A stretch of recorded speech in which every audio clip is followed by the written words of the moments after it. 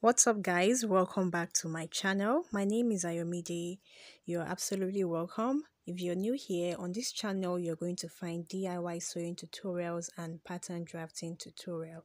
Well, like I promised earlier in the week, that I'm going to be sharing a tutorial on how I made this lovely Ankara peplum. It is a two-step peplum with standing sleeve. The sleeve is well structured. So in this tutorial, I'm going to be sharing how I made this right from the pattern drafting, the cutting, all the way down to the sewing. So if you're interested in learning how to do this, kindly stay till the end. If you haven't subscribed to the channel, please do so. It is your own little way of saying thank you to the work that I do here. So please subscribe to the channel, and also you feel free to share this content with your friends. Now, without talking too much, let us jump right straight into the tutorial. To get started, we are going to be starting first of all with the pattern drafting, and I have my pattern paper right here. So this line that I have drawn is going to be my shoulder line, and that is where every other measurement is going to be taken from.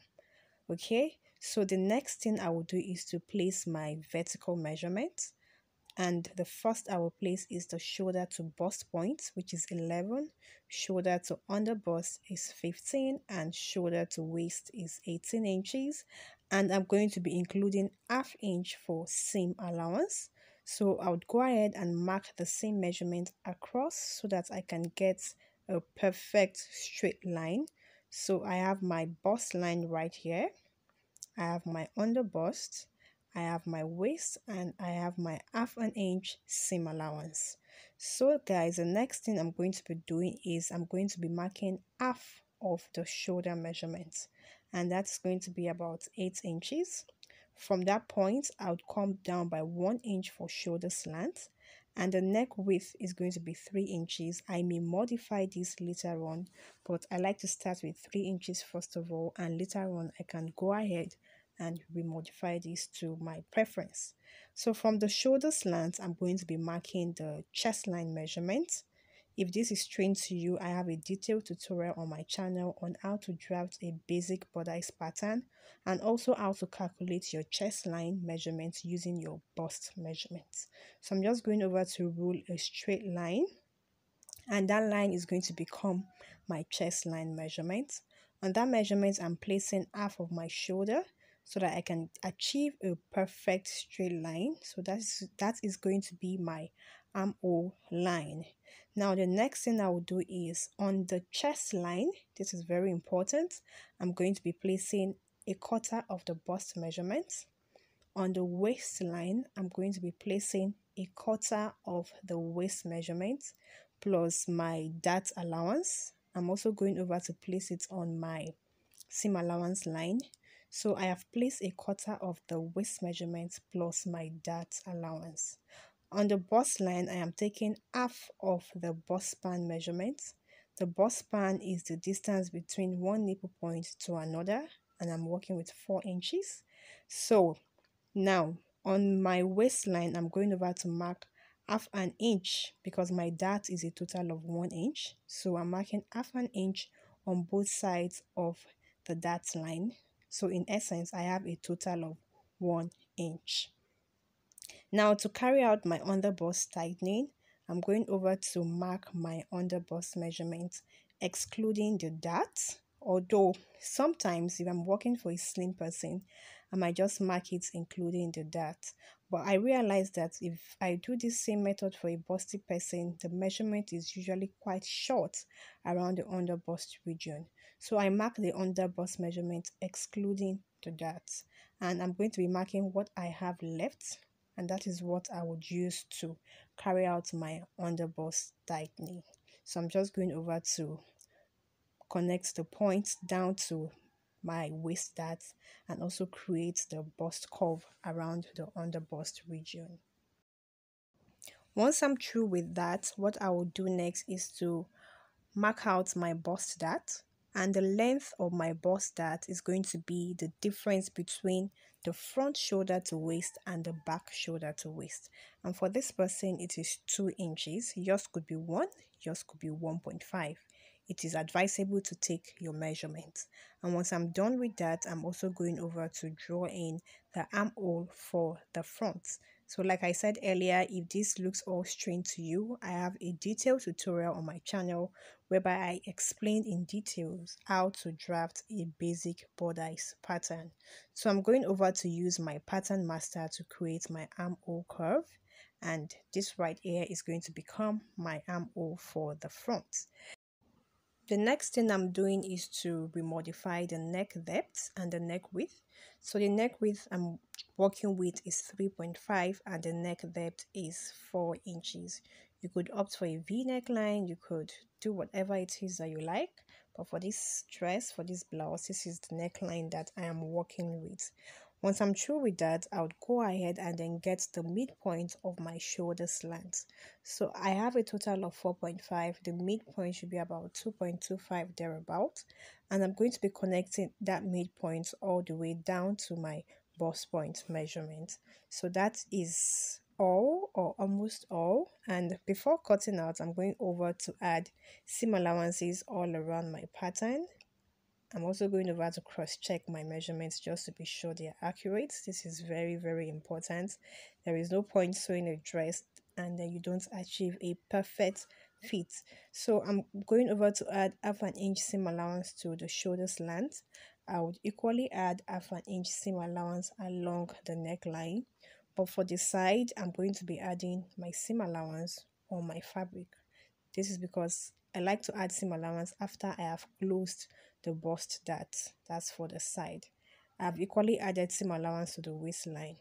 So now to close my dart, I need to transfer my bust dart to that shoulder slant. You can transfer yours to the waist. I think going on, I will be transferring my bust dart to the waist. It kind of gives more fitting around the under bust region. This is what I have noticed though. I stand to be corrected. But this blouse also came out perfectly even though I transferred it to the shoulder slant. So now to transfer the bust dart, you need to slash where you want to transfer it to. Then you have to grab one end of the dart just like I'm doing. I am grabbing one end of the dart and matching it up to my bust line. Okay, then I would go ahead and secure it with a tape just to put it in place and avoid it from opening up when I want to use this pattern to cut my fabric later on. So I'm taking it again, I'm grabbing one end of my dart and I'm matching it up to my bust line. So I'd go over and pick a tape now and then secure it. And once I'm through with that, I can now go ahead and then trim off my pattern entirely. But when you look at this pattern, you realize that there is some kind of gaping or the side seam is not matching up. So all you have to do is to pick up your pattern master or your curve ruler and then just match it up. It doesn't affect your measurements. It doesn't add to or reduce from your measurements. So once I'm through with that, I'm going over to trim off my pattern so that I can have my pattern pieces for the front. So I have the center front and the side front.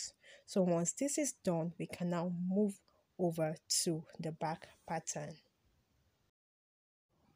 For the back, I have gone ahead to draft out some lines. So right on my pattern, I have my zipper allowance already included. I have my shoulder line and I took 1 inch for my shoulder slant. I equally have my chest line and the waistline, and that space under there is going to be my seam allowance of half an inch. The next thing I'll do is to create my back tightening, because if you look at your back, it is not straight. So I want my back pattern to be slopey. So I'm going to be connecting right from the topmost part of my pattern all the way down to the waist area. So this helps to eliminate any kind of bulge. You could use half inch, but I'm using 1 inch. So this part I'm crossing out, I no longer need it. I would compensate for it later on. You would see it. The next thing I'll do is to place my cutter of the bust measurement right from my center back itself, not from the zipper allowance. So I'm placing 10 inches. All right, and what I will do next is that I would mark the measurement I'm going to be losing, which was about 0.6 thereabout. So I'll go ahead and replace it at the side. Okay, so in that way I have replaced my zipper allowance to the side. So I'm just going over to cross check my measurements to be sure that it is accurate. Then on the waistline also, okay, before going to the waistline, I'm going to be adding 2 inches seam allowance. That is what I'm using. Then on my waistline, I'm putting a quarter of the waist measurements I'm working with. It was about 8.25. Then also I'm going to be marking 1 inch for that allowance. I will go ahead and mark out my zipper allowance that I've eliminated, and then 2 inches for the seam allowance. So on the waistline, I put a quarter of the waist measurement, the dart allowance, the zipper allowance, and also the seam allowance. Kind of looks much, but it's not much. So that is what I put there. Like I always do, I'm just going over to cross check my measurements. So on the waistline, I have a quarter of the waist measurement just to take it again. 1 inch dart allowance. The zipper allowance I eliminated initially, and also 2 inches for my side seam allowance. You could use 1 inch for your side seam. That entirely depends on you. So what I'm going over to do next is to draw my armhole. I'm using my pattern master to achieve this. This is a multi-purpose curve ruler. Afterwards, I would go over and then remodify my neckline. So my neck width is 3.5 inches, just the same I used for the front, and the neck depth I'm going for is 2 inches. So I'm going over to use my pattern master also to draw in my neckline. Once I'm through with all of these, I would go ahead and add seam allowances to the shoulder slant and also to the neckline, after which I would go ahead and then draft out my pattern. So this right here is going to be my back pattern. I'm just going over to label it for easy identification. So once I'm done, I'm just going over to trim off my pattern, after which I will now place all of my pattern pieces together on my fabric and then cut them out. So this is my pattern set. I have my center front, side front, and also the back pattern. Now moving over to the cutting of the fabric, I have placed all of my pattern pieces on my fabric. The main fabric, I'm using this black fabric, and to the front side pattern I added my 2 inches seam allowance. Remember, we did not add it on the pattern, and I equally added half an inch seam allowance to the sides of each of the panels, since I'm going to be joining them together. The next thing I'm doing is to calculate the radius of the peplum, and this blouse has 2 peplum of the same radius but different length. To determine your radius, you would have to divide your waist measurement by either 6.28 or 3.14. But for this blouse, I divided by 6.28. But before dividing, I added about 5 inch to my waist measurement just to have an extra fabric, because I believe it is better to have an excess fabric than for it not to be enough. So I added about 5 inch to the initial waist measurement, after which I divided by 6.28. So whatever I got became my radius. I got about 6.0 inch thereabout. So that was the radius. Now, since there are 2 peplum, the radius would be the same thing. The only difference would be the length. So the first peplum was 5 inches long, while the second peplum was 8 inches long. And I added 1 inch seam allowance to both of them. So I have 6 inch for the first one and 8 inches for the second one. Now to cut the peplum, all you have to do is to fold your fabric into 4. That is if you have enough fabric. If you don't have sufficient fabric, you can fold it into 2, but you would be cutting twice. Now from the topmost point of my fold, that's from this point where my tape is starting from, I'm going to be marking 6 inches, which is the radius, and then I would also go ahead and mark the length of my peplum. So I'm just going over to place my tape at the folded edge there. I marked 6 inches, and then I'm connecting all the points together. You would want to be sure that you have all your fabric on fold, just to be sure that your circle is going through all your 4 folds. If not, you're going to be short when you cut it out. So I'm just going over to mark out the length, and for the length, feel free to move around your radius. So once I'm done, I would also go over and then connect it with my chalk. And once I'm through with that, I can now trim it out. So guys, this is how you actually draft and cut your 360-degree circle. Just simply divide your waist measurement by 6.28, and if you want a less fuller circle, divide your waist measurement by 3.14. There are other degrees of circles too, like the 720 degrees and the 1440 degrees. If you want to do that, you would need to have enough fabric. So I splitted my circle at one end, and then this is it entirely. This is my circle. So I'm going to be using the same method to also cut out the second circle. The only difference will be the length. The next thing I'm cutting out is the standing flare, and I want to use this part of the fabric for the standing flare or the standing sleeve. It's not a flare, it's just a straight cut. So what you would do is that you'd measure roughly from your back to the front, and I had about 30 inches. Since my fabric is on fold, I'm going to be measuring 15 inches. So just measure like 2 inches above your waistline from the back all the way down to your under bust region, because that was where mine stopped. And then whatever measurement you have is what you're going to be using. For the width, I'm going for 6 inches, and I'm just going over to use my long ruler to connect all of the points together. So it is 30 inches long and then 6 inches wide, although 15 inches now because it is placed on fold. Once I'm done cutting out, I'll just go over and then place the same fabric on my fabric again, because I need to cut another one for the second sleeve. Now for this sleeve, I used the Ankara fabric to also line it. You can use your lining to line it, but using the Ankara fabric to line it also made it more beautiful because you wouldn't be seeing any lining. So this is going to be the standing sleeve. Okay, so you can see that it is quite really long. It might look long, but as long as you took your measurements, then you are on the right track. Now, if you look at that sleeve, you would realize that it is not exactly a rectangle. It kind of have some curve along one end.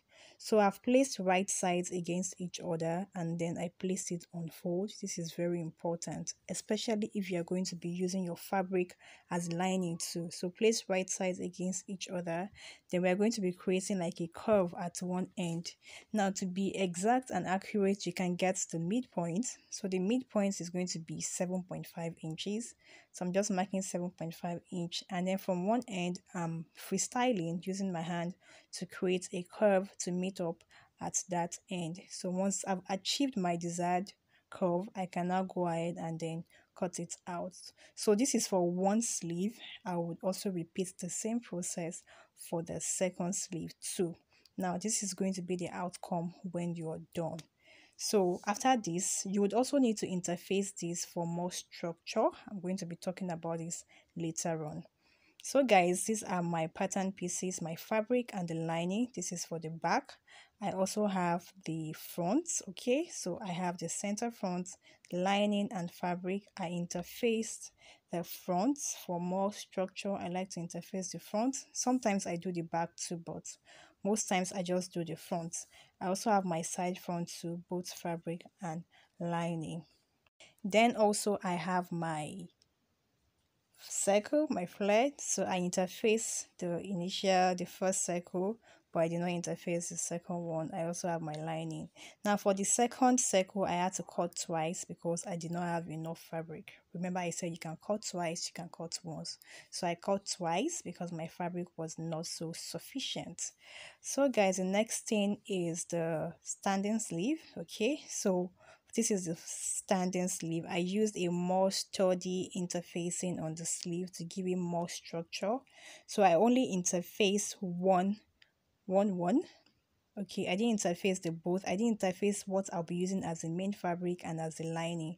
I only interface the main fabric, and then I left the lining like that because I don't want it to be too strong. So this is what I did. Now the next thing would be to join all the pattern pieces together. So starting with the front, I'm going to be placing right sides against each other, and I'm going to be sewing it all the way down. And also for the back, I'm going to be picking my darts first of all for the both sides, after which I would also repeat the same thing for my lining pieces too. Alright guys, so I've gone ahead to join all the panel pieces together, and for the back I equally picked the dart. Afterwards, I also stitched it along the shoulder. For the front, the first time I stitched the panel pieces together, I realized that the bust area wasn't really pronounced. So I went ahead to use wadding to give it some level of structure, which is what you can see here. And because this is not an Ankara fabric, it's not really standing so well, but if you use it on Ankara, it will really come out nicely. So I did this for the main fabric and also for the lining. This is the lining. I also interfaced the front for more structure, and I equally joined it along the shoulder slants. What I'll do next now is to place right sides against each other. So I have placed right sides against each other. What I'll do next is to sew it down along the neckline all around. And remember, there is no sleeve for this blouse, so I'm going to also sew it around the armhole and also stitch the sides together too. So that is what I'll go ahead and do. Hey guys, just a little correction here. Before you go ahead to turn the neckline and the armhole, I would advise you stitch the standing sleeve first. So I've gone ahead to turn my neckline and the armhole. You can see that I had to loosen it out. That way it will be easier for you to stitch the sleeve to your fabric. So you're going to be stitching it to the main fabric. I have stitched the one side, so I'll just go over and then stitch this other side, making sure that they align, and then I'll stitch it all the way from the front to the back. Then when I'm done, I can now use my lining to finish off the armhole and also finish off the sides. So it is advisable to do it this way. So guys, I'm done.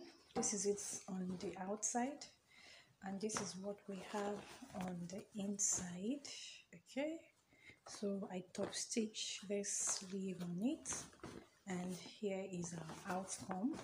I use pin to secure it along the zipper allowance, so that's why it is like this. What I'll do next is that before joining the sides together, I'm going to be fixing my belt. Now this is optional, you might not want to have a belt, but for this particular blouse I'm going to be fixing a belt along the sides. Now for the flare, this is the first layer and this is the second layer. So I'm going to be joining them together to make one single piece, after which I will join it along the sides, and once I'm through with that, I'll fix my zipper and I am done. So guys, I'm done, and this is the outcome of the peplum blouse. I love the outcome. It's really beautiful. I did not share the belt parts, but it's just you cutting a very long strip of fabric and then you place it on fold so that you can secure the raw edges. So the length can be as long as you want. For this blouse, you can tie it to the front or tie it to the back. It entirely depends on you. If you have learned something new, kindly give this video a thumbs up. If you haven't subscribed, please do so. And until my next video guys, have a wonderful day wherever you are in this part of the world. Bye.